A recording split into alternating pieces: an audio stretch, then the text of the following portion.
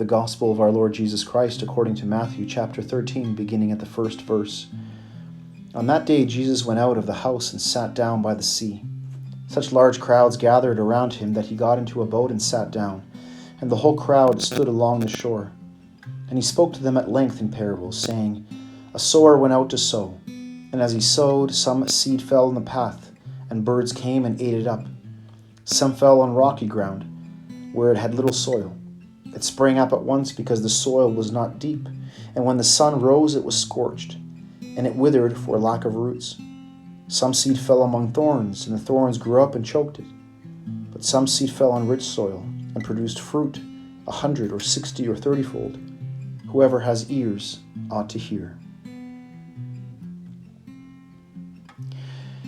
When Jesus saw the farmer going out to sow seeds, it reminded him of the way God was at work in his ministry.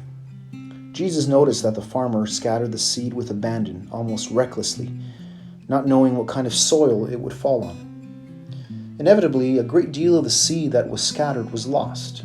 It never germinated. Yet some of the seed fell on good soil and produced an extraordinary harvest. In what way would this scene have spoken to Jesus about his ministry? God was scattering the seed of his life-giving word through Jesus' ministry. Through Jesus, God wanted to touch the lives of everyone, regardless of how they were perceived by others or even by themselves. God gave the most unlikely places the opportunity of receiving the life-giving seed of his word. There was nothing selective about Jesus' company. Jesus once spoke of God as making his sun to rise on the evil and on the good.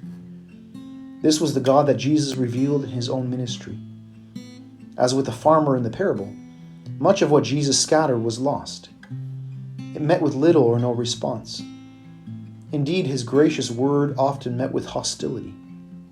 Yet Jesus knew that some people were receiving the seed of his word, and that would be enough to bring about the harvest of God's kingdom. Jesus may have been speaking a word of encouragement to his disciples, saying to them, despite all the setbacks, the opposition, and hostility, God is at work, and that work will lead to something wonderful. In other words, the seed is good and powerful. Whatever the odds against us, we must keep sowing.